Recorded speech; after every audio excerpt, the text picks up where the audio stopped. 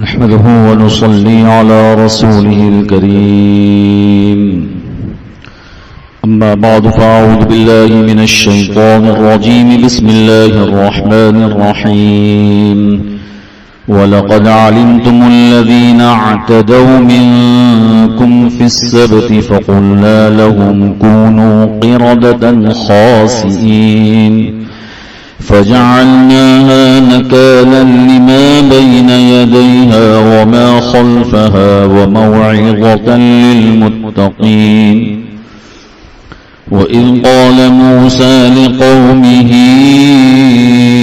إن الله يأمركم أن تذبحوا بقرة قالوا أتتخذنا هزوا قال أعوذ بالله أن أكون من الجاهلين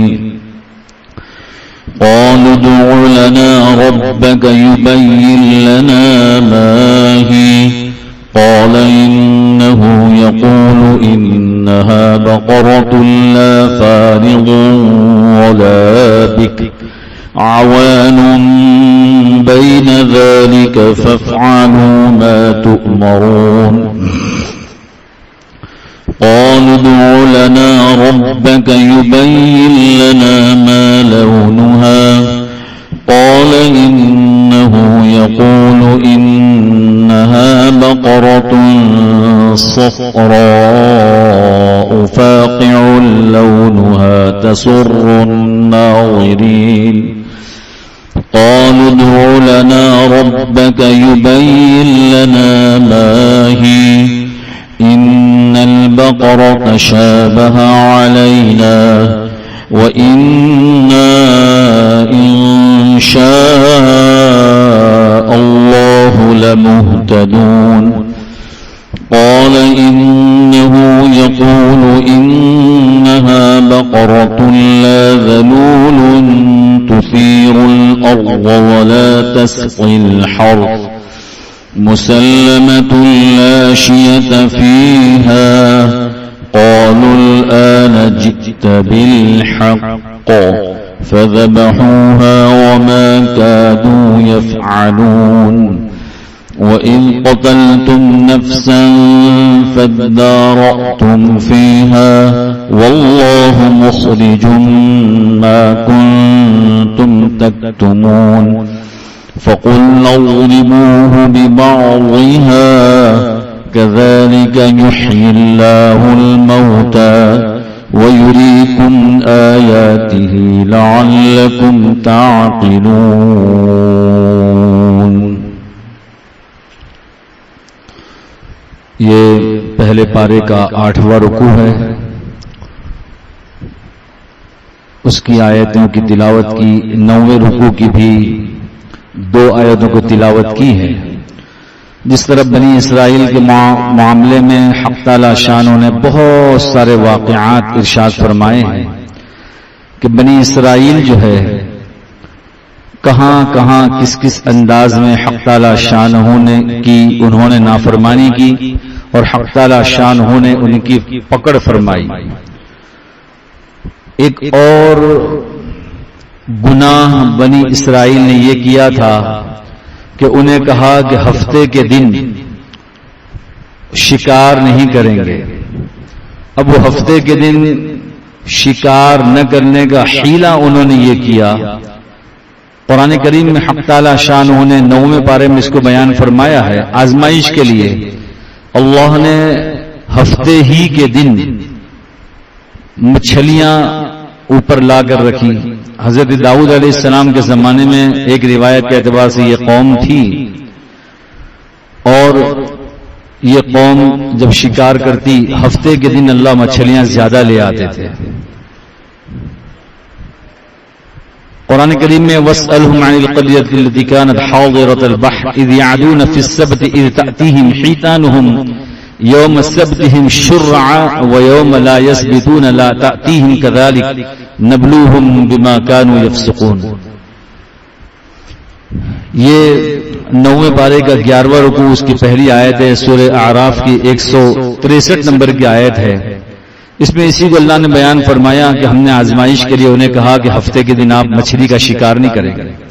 ہفتے کے دن کیوں منع کیا؟ اس لیے کہ ان کا یہودیوں کا ہفتے کا دن یہ مبارک دن سمجھا جاتا، جس طرح امت مسلمہ کے لیے جمعہ کا دن مبارک، یہودیوں کے لیے ہفتے کا دن مبارک، اور انہوں نے عیسائیوں نے اتوار کا دن پسند کیا. اب ہمارے یہاں بھی اتوار کے دن چھٹیاں ہو رہی ہیں، مبارک دن تو جمعہ کا دن ہے. اذ یعدون فی السبت اذ تأتیہم حیتانہم یوم سبتہم شرعا. اللہ تعالیٰ پانی کو شرعا یعنی پانی کے اوپر مچھلیاں لے کر آتے تھے ہفتے ہی کے دن. یہ آزمائش تھی. انہوں نے یہ کیا کہ ہفتے کے دن جمعہ کے دن جال ڈال کر کے رکھ دیتے تھے مچھلی کے لیے، اور ہفتے کے دن اس کو ہاتھ نہیں لگاتے تھے، جال کو باندھ دیتے تھے سمندر کے کنارے، اور اتوار کا دن جب آتا تو اس کو کھینچ لیتے. ہفتے کے دن جتنی مچھلیاں اوپر آتی وہ کھینچ کر کے لے آتے اور کہتے تھے دیکھا ہم نے تو ہفتے کے دن کوئی شکار نہیں کیا. یہ حیلہ جو باطل حیلہ تھا اللہ نے اس پر ان کی پکڑ کی. اللہ فرماتے ہیں اور ہم نے وَلَقَدْ عَلِمْتُمُ الَّذِينَ، اور ہمیں تو علم ہے کہ تم نے ہفتے کے دن حد سے آگے بڑھ کر کے ہماری نافرمانی کی. فَقُلْنَا، تو اللہ نے جلال میں آ کر فرمایا کونوا قردۃ خاسئین، ذلیل بندر بن جاؤ. سب کے سب بندر بن گئے. فجعلناها نکالا لما بین یدیہا وما خلفہا، ہم نے جو آگے تھے جو پیچھے تھے سب کو ہم نے سزا کے طور پر بندر بنا دیا. وموعظۃ للمتقین، اور جو متقی اس میں تھے ان کے لیے عبرت اور نصیحت کا ہم نے سبق دے دیا. علامہ قرطبی رحمۃ اللہ علیہ نے لکھا ہے کہ بنو اسرائیل میں اس زمانے میں 3 جماعتیں 3 گروہ بن گئے. 2 جماعتیں، ایک جماعت وہ تھی کہ جنہوں نے کہا کہ ہاں چلو ٹھیک ہے کرو کوئی مسئلہ نہیں. دوسرے وہ لوگ تھے کہ جنہوں نے باوجود سمجھنے کے کہ گناہ ہے ساتھ نہیں دیا لیکن انکار بھی نہیں کیا، ان کو روکا بھی نہیں کہ آپ غلط کر رہے ہو. اور تیسری وہ جماعت تھی کہ جنہوں نے اپنی بستی اور ان کی بستی کے درمیان میں ایک دیوار بنا دی، ہمارا تم سے کوئی واسطہ اور تعلق نہیں، ہم آپ کو روکتے رہے لیکن آپ رکے نہیں، اللہ کی نافرمانی کرتے رہے، اب ہمارے اور تمہارے درمیان میں دیوار ہے، اب ہم آپ سے تعلق نہیں رکھیں گے. جب اللہ کی طرف سے یہ عذاب آیا کہ اللہ نے کہا کونوا قردۃ خاسئین، سب کے سب بندر بن جاؤ. خاسئین یعنی ذلیل بندر بن جاؤ، سارے کے سارے بندر بنا دیے گئے. چنانچہ حدیث شریف میں آتا ہے بعض روایت سے کہ ان کے جوان بندر بنا دیے گئے، ان کے بوڑھے خنازیر یعنی خنزیر بنا دیے گئے. چنانچہ 2 دن آواز نہیں آئی اس بستی میں کہ جو اللہ کا حکم ماننے والے بنی اسرائیل کے تھے. انہوں نے کہا ذرا دیکھو نا وہاں سے کسی کی آواز نہیں آ رہی. جب دیکھا تو پتا چلا کہ سب کے سب بندر بنے ہوئے ہیں، بوڑھے خنزیر بنے ہوئے ہیں. اللہ جو چاہیں عذاب دے دیں، اللہ ہم سب کی بھی حفاظت فرمائے. حضرت عبداللہ بن مسعود رضی اللہ تعالیٰ عنہ کی روایت ہے حق تعالی شانہ جب عذاب کے طور پر کسی قوم کے چہروں کو مسخ کر دیں ہوتا ہے. حدیث شریف میں آتا ہے، چنانچہ سورہ لقمان کی تفسیر میں ہے کہ ایک زمانہ آئے گا لوگ رات بھر گانے باجے کی محفل میں لگے رہیں گے، جوان کیا بوڑھے کیا گانے سنتے رہیں گے، ناچنے کی محافل دیکھتے رہیں گے. جب صبح ہوگی تو حق تعالی شانو ان کو بندر اور خنزیر بنا دیں گے. اللہ حفاظت فرمائے. یہ تو رسول اللہ صلی اللہ علیہ وسلم کی دعا کی برکت ہے کہ اس امت پر ایسا عذاب نہیں آئے گا. لیکن بندر بننے سے مراد یہ ہے کہ بندر نقال ہوتا ہے، نقل کرتا ہے فوراً. ہم بھی کچھ کریں گے تو بندر فوراً نقل کرے گا. کہ یہ امت رسول اللہ صلی اللہ علیہ وسلم کی پھر نقالی نہیں کرے گی، اداکاروں کی نقالی کرے گی. اداکاروں کی نقالی کریں گے مرد، اداکاروں کی نقالیاں کریں گی عورتیں، اور پھر ہلاک و برباد ہوگی. جب پیارے آقا صلی اللہ علیہ وسلم کی نقالی نہیں کرے گی تو برباد ہوگی. اور خنزیر جو ہے اس کا خاصہ یہ ہے کہ خنزیر میں سے حیا ختم ہو جاتی ہے. خنزیر اپنی بہن کو بھی نہیں دیکھتا، اپنی ماں کو بھی نہیں دیکھتا، کہ یہ امت بھی ایسے گناہوں میں مبتلا ہو جائے گی جب رات میں ناچ گانے کی محافل سجے گی۔ اللہ تعالیٰ نے ان کو خنزیر بنا دیا، لیکن اللہ جب کسی قوم پر عذاب نازل فرماتے ہیں اور ان کے چہرے مسخ ہو جاتے ہیں تو عبداللہ بن مسعود رضی اللہ تعالیٰ کی روایت ہے وہ قوم 3 دن سے زیادہ اس دنیا میں رہ نہیں سکتی۔ اس لیے میں عرض کر رہا ہوں کہ بہت سے لوگ کہتے ہیں کہ یہ جو بندر ہیں یہ فلاں قوم جس کو اللہ نے عذاب دیا تھا مسخ شدہ قوم ہے، غلط بات ہے۔ حدیث بتلا رہی ہے کہ جس قوم پر اللہ عذاب دیتے ہیں وہ سمجھتے ہیں، سنتے بھی ہیں انسانوں کی باتیں، لیکن 3 دن کے اندر اندر سب کی موت آ جاتی ہے، چنانچہ سب کی موت آ گئی۔ اس واقعے کی طرف اشارہ ہے۔ یہاں ایک اور مسئلہ سمجھنا چاہیے، یہ تو میں نے ترجمہ کیا، تفسیر کی اس کی۔ علماء نے لکھا ہے حیلہ کون سا جائز ہے کون سا ناجائز ہے۔ حیلہ، بعض حیلے جائز ہیں، بعض حیلے حرام ہیں۔ میں اس کی کچھ مثالیں حدیث سے دینا چاہتا ہوں تاکہ یہ مسئلے کی وضاحت کچھ ہو جائے آگے بڑھنے سے پہلے۔ پیارے آقا صلی اللہ علیہ وسلم نے خود حیلہ سمجھایا، فرمایا ایک طرف مثال کے طور پر 200 یا 2 کلو ردی کھجور ہے جس کھجور کی حیثیت نہیں ہے، حدیث میں آتا ہے دوسری طرف صاف ستھری کھجوریں ہیں، اس کی حیثیت زیادہ ہے اس کی حیثیت کم ہے، یہ ایک دوسرے کے بدلے میں لیں گے تو سود ہو جائے گا۔ تو اللہ کے نبی صلی اللہ علیہ وسلم فرماتے ہیں کہ یہ ردی کھجور کو 200 مثال کے طور پر، حدیث میں 200 کا لفظ ہے، 200 درہم میں آپ نے لے لیا، 200 درہم اس کو دے دیے، پھر اس کو کہا وہ 200 درہم مجھے دے دو اور یہ صاف ستھری کھجور ہے آپ لے لو، اس کی قیمت اتنی بنتی ہے۔ یہ حدیث میں خود رسول اللہ صلی اللہ علیہ وسلم نے حیلہ سمجھایا، کھجور کو کھجور سے بدل دے تو ناجائز تھا، تو آپ نے فرمایا وہ ردی کھجور 200 درہم میں لے لو، پھر وہ 200 درہم ہمیں دو اور یہ صاف ستھری کھجوریں لے لو، یہ آپ نے بتلایا۔ ایک حدیث میں آتا ہے، بخاری شریف کی روایت ہے، اللہ کے نبی صلی اللہ علیہ وسلم جب گھر میں داخل ہوئے ازواج مطہرات کے یہاں، آپ کو گوشت پسند تھا تو گوشت پک رہا تھا، اللہ کے نبی صلی اللہ علیہ وسلم کے سامنے جب آیا تو ازواج مطہرات نے آہستہ آہستہ آپس میں باتیں کی، آپ نے فرمایا کیا باتیں ہو رہی ہے؟ تو کہا کہ اللہ کے نبی صلی اللہ علیہ وسلم یہ انہا صدقہ لبریہ، حضرت بریرہ رضی اللہ تعالی عنہا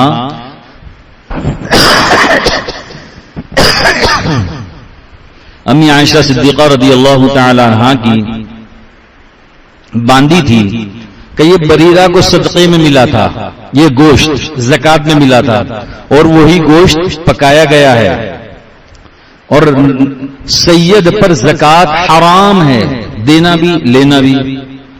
سید وہ لے بھی نہیں سکتا، ہم سید کو دے بھی نہیں سکتے سادات کو۔ تو اللہ کے نبی صلی اللہ علیہ وسلم کو ازواج مطہرات نے کہا انہا صدقہ لبریہ، یہ گوشت آیا تھا صدقے کی زکات کے طور پر بریرہ کے لیے اور وہ گوشت پکا ہے، اس لیے آپ احتیاط فرمائیں۔ تو حدیث میں آتا ہے پیارے آقا صلی اللہ علیہ وسلم نے ارشاد فرمایا یا بریرہ لکی صدقۃ ولنا ہدیۃ، جب آپ کے پاس آیا تو زکات تھا، جب آپ نے لے لیا اور آپ مالکہ بن گئی اور آپ نے پکایا تو میں محمد رسول اللہ کے لیے ہدیہ ہے آپ کی طرف سے۔ ہاتھ بدل گیا، دیکھو یہ کس نے بتلایا؟ نبی کریم صلی اللہ علیہ وسلم۔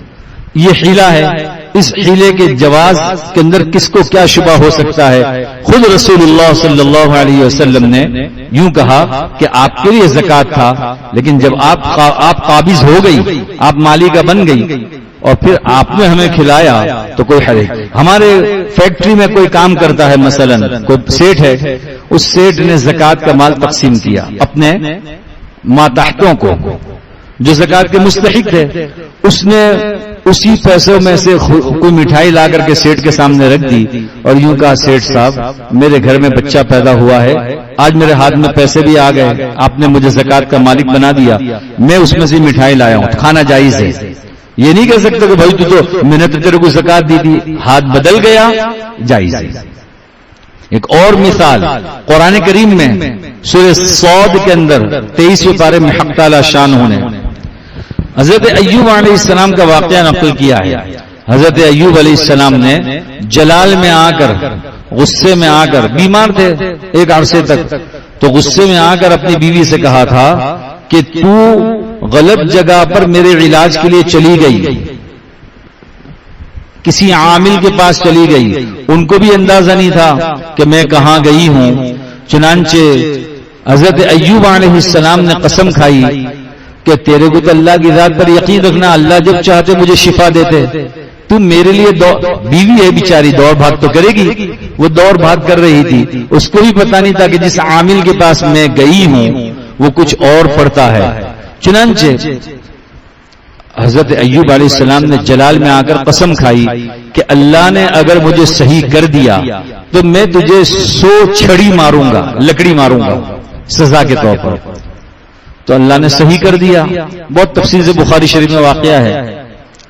جب صحیح ہو گیا حضرت ایوب علیہ السلام کو قسم یاد ہے کہ میں نے تو قسم کھائی تھی، اب کیا کروں، بیوی کو کون مارتا ہے 100 لکڑی؟ تو اللہ تعالیٰ نے قرآن میں فرمایا وَخُذْ بِيَدِكَ ضِغْثًا فَاضْرِب بِهِ وَلَا تَحْنَثْ إِنَّا وَجَدْنَاهُ صَابِرًا نِعْمَ الْعَبْدُ إِنَّهُ أَوَّابٌ۔ اے ایوب، تو اپنے ہاتھوں میں 100 لکڑیاں پکڑ لے، 100 چھڑی ایک ساتھ میں پکڑ لے۔ وَخُذْ بِيَدِكَ ضِغْثًا فَاضْرِب بِهِ وَلَا تَحْنَثْ، اور اپنی بیوی کو ایک مرتبہ ایسے مار لے، اور حانف مت بن، قسم پوری ہو جائے گی تیری۔ اِنَّا وَجَدْنَاهُ صَابِرًا نِعْمَ الْعَبْدُ إِنَّهُ أَوَّابٌ۔ ہم نے بہت صبر کرنے والا پایا ایوب کو، بہترین بندہ تھا، نعم العبد انه اواب، اللہ کی طرف بہت رجوع کرنے والا۔ دیکھو یہ قرآن ہے، قرآن خود ہیلا بتلا رہا ہے کہ اپنی بیوی کو تو 100 لکڑی مار دے، اب 100 ایک ساتھ میں پکڑیں گے تو لگے گا بھی نہیں، اور قسم بھی پوری ہو جائے گی۔ اس لیے یہاں بہت سارے لوگ اعتراض کرتے ہیں کہ مدرسے چلانے والے زکوٰۃ کی رقم لیتے ہیں، پھر مدرسے چلاتے ہیں، تو یہ حیلے کہ زکوٰۃ کی رقم کو رسول اللہ صلی اللہ علیہ وسلم نے کیسے کیا، اس سارے میں نے قرآن و حدیث، یہ ایک مثال کے طور پر میں نے عرض کیا ہے، ایسے بے شمار واقعات موجود ہیں۔ میں نے مثال کے طور پر 2-3 قرآن و سنت سے باحوالہ بیان کر دیا۔ بعض حیلے وہ ہیں جو ناجائز ہیں، بعض حیلے وہ ہیں جو ناجائز ہیں، جس کو قرآن نے بھی بیان کیا ہے، حدیث میں بھی بیان کیا، اس میں یہ قرآن کا یہ حیلہ ہے کہ یہ انہوں نے ناجائز حیلہ کیا مچھلیاں پکڑنے کے لیے۔ وہ مچھیرے تھے کہ جمعہ کے دن سے جال ڈال دی اور اتوار کے دن کھینچ لی، کہ ہم نے تو ہفتے کے دن ہاتھی نہیں لگایا، تو پہلے سے جو ڈالا تھا اس کا کیا ہوا؟ تو اللہ نے ان کو خنزیر بنا دیا، بندر بنا دیا۔ اسی طریقے سے قرآن کریم میں ہے 21ویں پارے میں وَمَا آتَيْتُم مِّن رِّبًا لِّيَرْبُوَ فِي أَمْوَالِ النَّاسِ فَلَا يَرْبُو عِندَ اللَّهِ وَمَا آتَيْتُم مِّن زَكَاةٍ تُرِيدُونَ وَجْهَ اللَّهِ فَأُولَٰئِكَ هُمُ الْمُضْعِفُونَ، کہ آپ کسی کو ہدیہ دیتے ہو، مَا آتَيْتُم مِّن رِّبًا لِّيَرْبُوَ فِي أَمْوَالِ النَّاسِ، ہم نے کسی کو ہدیہ دیا، آج شادی میں گئے کسی کو لفافہ دیا، اس میں مثال کے طور پر 1000 روپے رکھیں، پھر ہم نے آ کر اپنے گھر کی ڈائری میں لکھ دیا کہ 1000 روپے فلاں کی شادی میں فلاں وقت پہ دیے۔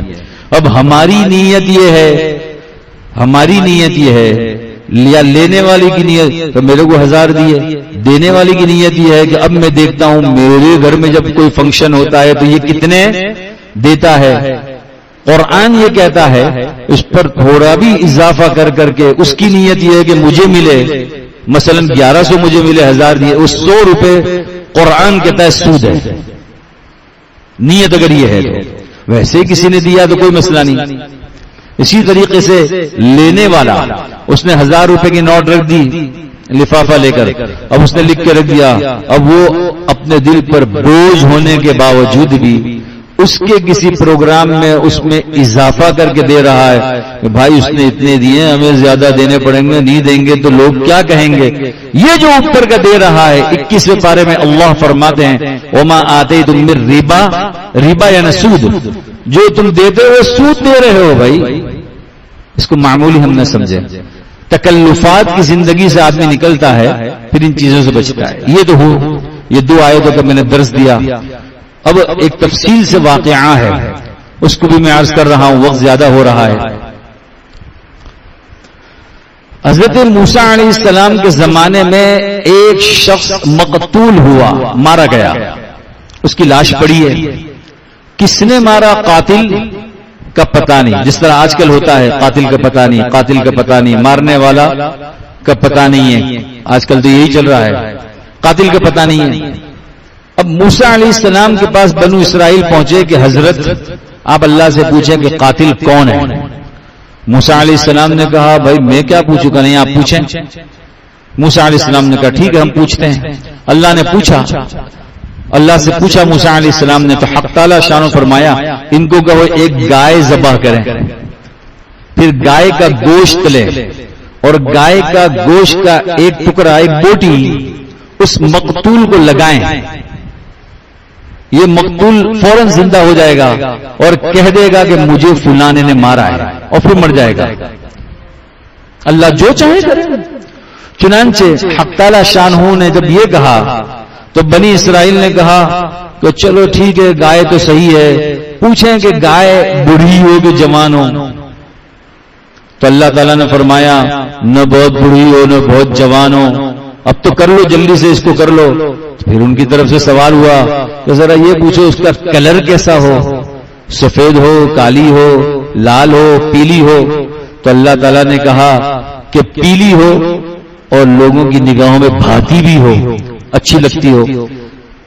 تو انہوں نے کہا ایسی تو بہت ساری گائیں ہمیں مل رہی ہے, اب ایسی گائے بتلاؤ کہ جو یہ سب سے الگ ہو. تو حق تعالی شان فرمایا پھر اور آپ جتنا پوچھتے جاؤ گے شرائط بڑھتی جائے گی. تو اللہ تعالیٰ نے فرمایا کہ ٹھیک ہے ایسی گائے ہو کہ جو کھیتی باڑی بھی جس نے نہ کی ہو. گائے تو ویسے کھیتی باڑی میں کام نہیں آتی, بیل ہی پر ڈالتے ہیں ہل جوتنے کے لیے, وہ کام آتی ہے. لیکن گائے کا تذکرہ تھا تو اللہ نے فرمایا اس زمانے میں ممکن ہے ایسی گائیں بھی ہوتی ہوں کہ کھیتی باڑی بھی نہ کی ہو اور کبھی کنویں سے پانی بھی کھینچ کر کے, جس طرح اونٹ نکالتے ہیں, اونٹ وہ گاؤں میں بیل بھی نکالتے ہیں, گائیں بھی نکالتے ہیں, کہ کنویں سے پانی بھی کھینچ کر نہ نکالا ہو. یہ ساری شرائط اس کا ترجمہ میں کر رہا ہوں. وَإِذْ قَالَ مُوسَىٰ لِقَوْمِهِ, اور اس وقت کو یاد کرو جس وقت موسیٰ علیہ السلام نے اپنی قوم سے کہا کہ ان اللہ یأمرکم ان تذبحوا بقرہ, اللہ تمہیں حکم دیتے ہیں کہ تم بقرہ, اس سورت کا نام ہی بقرہ ہے, گائے کو ذبح کرو. قالوا اتتخذنا ہزوا, تو بنی اسرائیل نے کہا اے موسیٰ کیا آپ ہمارے ساتھ مذاق کر رہے ہو. قال اعوذ باللہ ان اکون من الجاہلین, کہ مذاق کرنے والا تو جاہلوں میں سے ہوتا ہے اور اب میں اللہ کی پناہ میں آنا چاہتا ہوں اس بات سے کہ میں جاہلوں میں سے ہو جاؤں. قالوا ادع لنا ربک یبین لنا ما ہی, پھر قوم نے کہا آپ ہمارے لیے دعا کریں اپنے رب سے کہ وہ گائے کیسی ہو, صاف ستھرا بیان کریں. قال انہ یقول انہا بقرہ, تو موسیٰ علیہ السلام نے کہا کہ حق تعالی شانو فرماتے ہیں وہ گائے ایسی ہو لا فارغ ولا بکر, نہ تو بہت بڑھی ہو نہ بالکل ایسی ہو بکر. بکر بالکل جوان کو کہتے ہیں جس کے ساتھ اب تک جفتی نہ ہو چکی ہو, ایسی گائے. ایسی گائے لاؤ. عوان بین ذالک, اس کے درمیان کی ہو. ففعلوا ما تؤمرون, اب جو حکم دیا گیا کر گزرو. قالوا ادع لنا ربک یبین لنا ما لونها, پھر قوم نے کہا آپ ہمارے لیے دعا کریں موسیٰ کہ ہمارے لیے اللہ بیان کریں اس کا کلر کیسا ہو, رنگ کیسا ہو. قال انه یقول انها بقرۃ صفراء, تم موسیٰ علیہ السلام نے کہا اللہ تعالیٰ فرماتے ہیں اس گائے کا کلر پیلا ہو. فاقع لونها تسر الناظرین, اور اس کا کلر دکھنے میں بھاتا ہو دیکھنے والوں کو. قالوا ادع لنا ربک یبین لنا ما ہی, پھر قوم نے کہا کہ اللہ تعالیٰ سے دعا کریں کہ اللہ ہمارے لیے مزید اس کی وضاحت کریں. ابھی وضاحت نہیں ہو رہی ہے, گائے تلاش کر لے آئیں گے. فرمایا کہ ان البقرہ تشابہ علینا, قوم نے کہا یہ گائے تو ہمارے اوپر مشابہت کر رہی ہے, ہر جگہ ایسی گائے مل رہی ہے. وَإِنَّا إِن شَاءَ اللَّهُ لَمُهْتَدُونَ, اور اب ہم راہ راست پر آ جائیں گے, گائے مل جائے گی. قَالَ إِنَّهُ يَقُولُ إِنَّهَا بَقَرَةٌ لَا ذَلُولٌ تُثِيرُ الْأَرْضَ, موسیٰ علیہ السلام نے کہا اللہ تعالیٰ فرماتے ہیں گائے ایسی ہو جو زمین جوتنے میں کبھی بھی اس نے مشقت نہ اٹھائی ہو، ولا تسقی الحرث، اور کھیتی باڑی کو پانی پلانے میں یا جانور کو پانی پلانے میں کنویں سے پانی بھی نہ نکالا ہو، مسلمۃ، صحیح سالم ہو، لا شیۃ فیہا، اس میں کوئی عیب بھی نہ ہو، پابندیاں ہی پابندیاں آ رہی ہیں۔ قالوا، قوم نے کہا الآن جئت بالحق، اب آپ پکی بات لائے ہیں، اب ہم گائے کو تلاش کرتے ہیں۔ فذبحوها وما كادوا يفعلون، گائے تلاش بھی کر لی، انہوں نے ذبح بھی کر لی، حالانکہ ایسا کر نہیں سکتے تھے، کرنے والے نہیں دکھ رہے تھے۔ اللہ نے حکم دیا تھا کہ پھر ہم قاتل کا پتہ تو بتلا دیں گے، لیکن شرط یہ ہے کہ جو گائے ہو اس گائے کو جو ہے نا پورا اس کی کھال میں سونا بھر کر کے پھر صدقہ کرنا ہے۔ جب قاتل کا پتہ چاہیے تو پھر ہماری بات مانو کہ وہ پوری کھال بھر کے سونا صدقہ۔ عجیب بات ہے، اس کو ہم تلاش کرتے رہے کہ آخر گائے پیلی کیوں کہا، پیلی گائے کو کیوں کہا گیا ہے۔ ایک تفسیر میں دل لگتی بات مل گئی کہ جب آپ کو وہ واقعہ میں نے عرض کیا تھا، جب بنی اسرائیل نکل کر کے چلے تھے مصر کی طرف، مصر سے نکل کر چلے تھے، تو اس وقت انہوں نے بنی اسرائیل نے قبطیوں کے گھروں سے سونا اٹھایا تھا اور گائے بنائی تھی، جس کا تفصیل سے واقعہ گزر چکا، اور گائے میں جو اس کے اندر جو ہے نا وہ جبرائیل علیہ السلام کے پیر کے، گھوڑے کے پیر کے نیچے کی مٹی ڈال دی گئی تھی، یہ واقعہ میں عرض کر چکا ہوں تفصیل سے۔ چنانچہ وہ بولنے لگ گئی تھی، سامری نے مٹی ڈال دی تھی، گائے بولنے لگ گئی، لوگوں نے کہا یہ تمہارا بھگوان ہے، موسیٰ علیہ السلام گئے ہوئے تھے وہاں کوہ دور۔ یہ جب سونے کی گائے بنائی گئی تھی تو سونے کا کلر کیا ہوتا ہے؟ پیلا۔ حق تعالیٰ شان و فرمایا کہ بہت سونے سے تمہیں محبت تھی اور سونے کی گائے بھی بنائی، اب گائے بھی پیلی تلاش کرو اور پھر اس کو ذبح بھی کرو تاکہ سونے کی محبت تمہارے دل سے نکل جائے۔ نظام اللہ کا۔ اور پھر گائے جب انہوں نے ذبح کی، اس پر لگایا، مردہ زندہ ہوا، اس نے کہا مجھے فلاں نے قتل کیا ہے، قوم نے اس کو پکڑا تلاش کر کر، انہوں نے سونا بھر کر کے صدقہ کیا، حق تعالی شان ہونے پھر انہوں نے معاف کر دیا۔ یہاں ایک مسئلہ، یہ تو ہو گیا واقعہ، ایک مسئلہ ہمیشہ یاد رکھنا چاہیے کہ جو جتنا مسئلہ ہے اس مسئلے کو سن کر کے اس پر عمل پیرا ہو جانا چاہیے۔ جب قرآن اتر رہا تھا، حدیث میں رسول اللہ صلی اللہ علیہ وسلم نے بھی اور قرآن نے بھی 7ویں پارے میں بیان کیا، یا ایھا الذین آمنوا لا تسألوا عن اشیاء ان تبد لکم تسؤکم، اے ایمان والو ایسی باتوں کا سوال نہ کرو کہ جواب دیا جائے تو پھر عمل کرنا دشوار ہو جائے، جتنا کہا جائے بس عمل کر لو۔ حدیث میں آتا ہے، بخاری شریف میں روایت ہے، ایک صحابی اللہ کے نبی صلی اللہ علیہ وسلم نے یوں کہا کہ حج فرض ہے۔ جب حج کی فرضیت کا آپ نے اعلان فرمایا، ایک صحابی کھڑے ہو گئے اور کہا اللہ کے رسول صلی اللہ علیہ وسلم کیا ہر سال حج فرض ہے ہر ایک پر، مالدار پر؟ آپ نے سر جھکا لیا، خاموش۔ پھر دوبارہ وہ بیٹھ گئے، پھر دوبارہ کھڑے ہو گئے اور کہا اللہ کے نبی صلی اللہ علیہ وسلم کیا ہر سال مالدار پر حج فرض ہے؟ پھر اللہ کے نبی صلی اللہ علیہ وسلم خاموش ہو گئے، سر جھکا لیا۔ ان کو اشارہ کیا جا رہا تھا کہ آپ سوال نہ کرو، پھر بیٹھ گئے وہ، پھر تیسری مرتبہ کھڑے ہو گئے کہ اللہ کے نبی صلی اللہ علیہ وسلم کیا ہر سال مالدار پر حج فرض ہے؟ پھر آپ خاموش ہو گئے۔ پھر آپ نے فرمایا سنو، اللہ کا جو حکم آئے، نبی اپنی زبان سے جو بات کہے بس سنو اور اطاعت کرو، سوالات مت شروع کرو بنی اسرائیل کی طرح، ورنہ پابندیاں بڑھتی چلی جاوے گی، اور پھر اگر نبی کی زبان سے ہاں نکل جاتا تو تم اسے نبھا نہ سکتے۔ ہر سال کون حج کے لیے جاتا؟ کہ اگر میری زبان سے ہاں نکل جاتا تو وہ دین بن جاتا، اور وہ جب دین بن جاتا تو آپ اس پر عمل نہیں کر سکتے تھے۔ اس لیے قرآن نے اس کو 7ویں پارے کے اندر بیان فرمایا ہے، 4 اور 5 رکوع کی بالکل پہلی آیت، یا ایھا الذین آمنوا لا تسألوا عن اشیاء ان تبد لکم تسؤکم، اے ایمان والو ایسے سوالات نہ کرو کہ اگر اس کو جواب دیے جائیں تو تمہیں بوجھ معلوم ہو کہ کہ سوال نہ کرتا. ایسے بہت سارے واقعات ہیں. یہاں یہ سمجھنا چاہیے دین بہت سادہ ہے, بہت آسان ہے. جتنا کہا گیا اتنا ہی عمل پیرا ہو جائے, اس سے زیادہ کی نہ دل میں خواہش ہو, چونکہ شریعت ہے. ہمیں یوں ہی سمجھے کہ اسی. ایک اور واقعہ ہے, حدیث شریف میں آتا ہے کہ 3 صحابی ازواج مطہرات کے پاس پہنچے اور یوں کہا کہ اللہ کے نبی صلی اللہ علیہ وسلم کے معمولات کیا تھے. پردے میں سے پوچھا ہماری ماؤں سے, تو انہوں نے بتلایا کہ یہ معمولات. کأنہم تقالون, حدیث میں آتا ہے گویا انہوں نے اپنے عمل کو بہت کم سمجھا کہ لیغفر لک اللہ ما تقدم من ذنبک وما تأخر. اللہ کے نبی صلی اللہ علیہ وسلم کو تو اگلے پچھلے سارے گناہ معاف ہیں, اور آپ جب اتنا عمل کرتے ہیں تو ہمیں تو اور زیادہ عمل کرنا چاہیے. تو ان میں سے ایک صحابی نے کہا اب میں رات بھر عبادت کروں گا, بالکل بھی آرام نہیں کروں گا.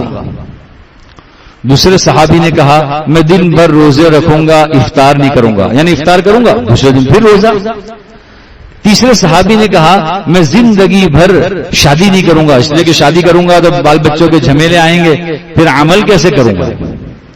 جب پیارے آقا صلی اللہ علیہ وسلم تشریف لائے تو غالباً وہ موجود تھے, جا رہے تھے. کہ کیا معاملہ, کیا باتیں چل رہی, کہ یہ باتیں ہو رہی ہے. آپ بہت غضبناک ہو گئے, بہت غصے میں آ گئے اور ناراض ہو گئے, اور فرمایا انا اعلمکم باللہ واتقاکم بہ, میں تم سب سے زیادہ علم رکھتا ہوں اور تم سب سے زیادہ متقی ہوں, لیکن پھر بھی اعتدال کے ساتھ چلتا ہوں. فرمایا میں روزے بھی رکھتا ہوں, افطار بھی کرتا ہوں, میں شادی بھی کرتا ہوں, بیوی کو بچوں کو وقت بھی دیتا ہوں, میں جو ہے رات کو آرام بھی کرتا ہوں اور عبادت بھی کرتا ہوں. تم نبی کے طریقے سے ہٹ کر کیا چاہتے ہو کہ نہیں ہم اور عمل کریں؟ جو ہم نے بتلایا, جتنا بتلایا بس اسی پر عمل کرو. دین اتنا سادہ اور اتنا آسان ہے. یہاں بھی اسی کو بتلایا اور سمجھنے کی ضرورت ہے. آگے وَإِذْ قَتَلْتُمْ نَفْسًا, اسی واقعے کو بیان کیا, اور اس وقت کو یاد کرو جس وقت کہ تم نے ایک نفس کو قتل کر دیا تھا, یعنی کسی آدمی نے کسی کو مار دیا تھا. فَادَّارَأْتُمْ فِيهَا, الزام ایک دوسرے پر لگا رہے تھے. وَاللَّهُ مُخْرِجٌ مَا كُنتُمْ تَكْتُمُونَ, جو تم دل میں چھپاتے تھے اللہ اس سے نکالنا چاہ رہا تھا. فَقُلْنَا اضْرِبُوهُ بِبَعْضِهَا, ہم نے کہا اس کو کاٹو, اس کا گوشت اس پر لگاؤ. كذلك يحيي الله الموتى, یہ صرف واقعہ نہیں ہے, قرآن واقعے کے لیے نہیں آتا. جس طریقے سے آج اس مردہ شخص پر اللہ کے حکم سے جاندار گائے کو کاٹ کر اس کا گوشت لگایا, کل برزخ کی روح آ کر کے اس ہر انسان کے ساتھ لگے گی, وہ روح لگتے ہی اس میں جان پیدا ہو جائے گی. كذلك يحيي الله الموتى, آخرت کو یاد دلایا, اسی طریقے سے ہم مردوں کو زندہ کریں گے. وہ یریکم آیاتہ, اور اپنی نشانیاں تمہیں دکھلائیں گے. لعلکم تعقلون, تاکہ تم سمجھدار بن جاؤ. مزید درس انشاءاللہ بعد میں. اللہ ہم سب کو قرآن فہمی نصیب فرمائے. بسم اللہ الرحمن الرحیم. اللهم صل علی سیدنا محمد وعلى آل سیدنا محمد كما صليت على ابراهيم وعلى آل ابراهيم انك حميد مجيد. اللهم انا نسألك العفو والعافية في الدنيا والآخرة والمعافاة الدائمة. اللهم انا نسألك تمام العافية ونسألك دوام العافية ونسألك الشكر على العافية. سبحان ربك رب العزة عما يصفون وسلام على المرسلين والحمد لله رب العالمين برحمتك يا ارحم الراحمين.